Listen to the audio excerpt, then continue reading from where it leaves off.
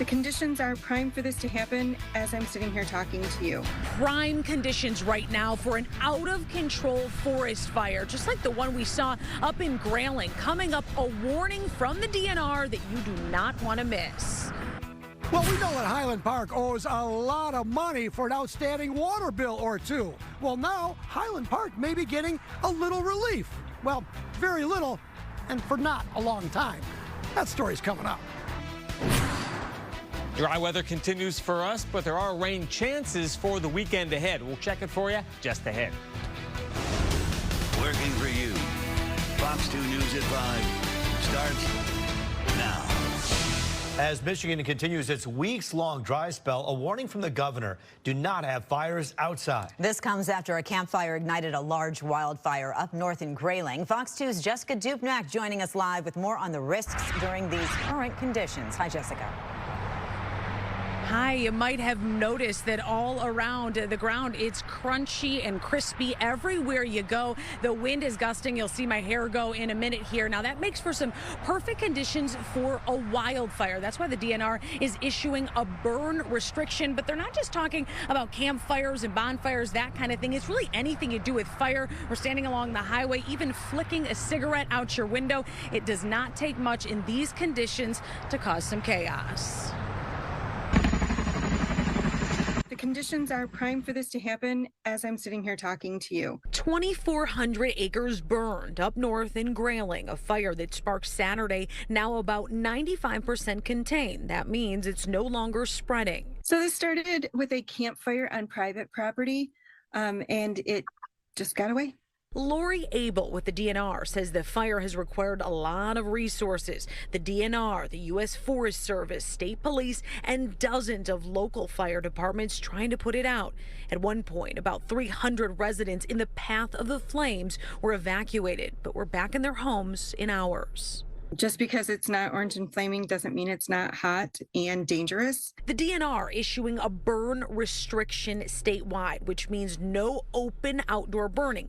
Governor Gretchen Whitmer chiming in this week saying no outdoor fires right now. In specific cases, like on Grosse Ile, a burn ban until further notice. There's just no moisture. There's no moisture in the ground. There's no moisture in the trees. There's no moisture in the ground cover. It's just dry. Lori says there hasn't been real substantial rainfall in 30 days, causing the dry conditions. That mixed with humidity and gusting winds, the perfect storm. We are working this fire and trying to get this one to a point that we can hand it over to the local unit and free up those resources, because the next one could be happening right now. It has the potential to spark off and go again right now. If we're talking about up north where that fire in Grayling continues to burn, some of the damage done, it was jack pine country, and it destroyed some of the habitat for the Kirtland warbler and also affected the fawning going on up there. So here at home, if you have a question about what's going on in your specific community, best bet, according to the DNR, is to call your local fire department. Jessica Dupnack, Fox 2 News. All right, good advice from Jess. You hear about the animals impacted, of course, the people impacted, and, you know, we just have to ask, when are we finally going to get some rain? Yeah, this is not just annoying for us. This is downright dangerous in so many cases that we saw from Jessica's report. So, Rich Luderman, the question is, when will that happen? Hopefully soon. If for the weekend, Rupe and Amy, we do have a pattern change. It's going to bring us chances for some wet weather. Notice right now, one small area of showers in southwest Michigan moving into northern Indiana. For the rest of us, it's hazy and it's dry again. Temperatures are down a few degrees today. Here are your current numbers. 75 for us, 69 up there in Lansing, 71 Mount Pleasant, even cooler numbers for the Thumb. How about live pictures from Mount Clemens, the Clinton River, looking good there at 73 degrees. And then check out the forecast for tonight. Very pleasant. It'll be cooler after midnight. Eventually, we get down to 50 degrees. Some spots in the outlying areas may dip into the 40s tonight, Rupe. And then right there What's coming up next? This long dry stretch continues. Comfortable temperatures as well, but it's going to be Saturday night into Sunday that brings that chance for rain. We'll check the 7-day coming up in 10. Roop, over to you. All right, many people crossing their fingers for some rain. Rich Luderman for us. Thank you. Meantime, the city of Detroit is responding to several water main breaks across the city. The Water and Sewage Department says the breaks come after heavy water use this past weekend during the dry weather and the Detroit Grand Prix. Officials are asking Detroiters to reduce water use until the water main breaks are taken care of. Well, police continue to investigate after shots were fired outside Michigan Collegiate High School in Warren. Police say a couple of students had been suspended earlier in the day yesterday, and they came back at dismissal to fight when someone with them grabbed a 9mm handgun from his waistband and started shooting into the air. Warren police are looking over surveillance video, trying to identify exactly who was involved. We will have more on the investigation on Fox 2 News at 6. Well, new developments in the murder of a transgender woman in Highland Park. The body of Asia Davis was found in a hotel room at the Woodward Inn, and now police have surveillance video of the suspect. Take a look. Michigan State Police releasing this video of someone wearing a blue hoodie, black Adidas jogging pants, and black Nike shoes. If you have any information, call Crime Stoppers at 1-800-SPEAK-UP. It's not clear if the victim was targeted.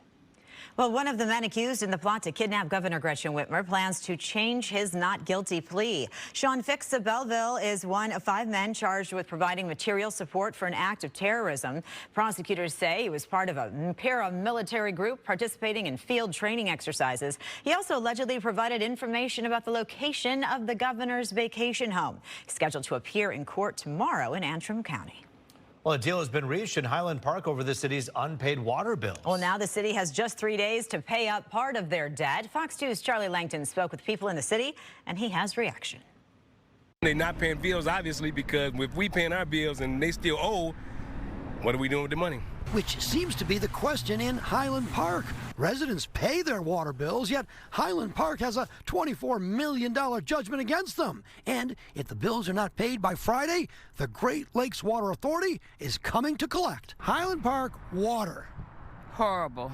See what I mean? But wait, Highland Park City Council agreed to pay $1 million to GLEWA, and in exchange, no collections until October 1st. Legally, when there's an outstanding judgment, which there is here, GLEWA could hit up residents for payment.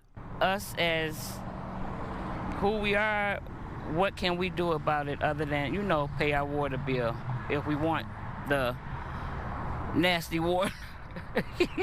And more nasty, Highland Park must pay that $1 million by Friday. You think Highland Park has $1 million laying around? Nah, where they gonna get it from? They can't even pay the bill. So no, I don't see $1 million sitting up nowhere. It's gonna come out the sky. I hope we got some resolution. If not, we'll see. Hopefully a global settlement regarding this bill and another can be reached. Do you feel you're getting the full story from the officials in Highland Park? No, not at all. GLEWA said in a statement that the state of Michigan is involved and intends to participate in efforts to resolve this matter and reach a final, comprehensive solution to all issues. Do you think the state should come in and maybe bankrupt Highland Park? No, not really. Give them another chance and see what they can do. The $1 million payment only applies to collection. The city still owes the multi-million-dollar judgment plus interest. In Highland Park, Charlie Langton, Fox 2 News. This is a story that continues to get a lot of reception, so to speak. Parents in Wyandotte hope to learn more tonight about the future of the cell tower on top of an elementary school.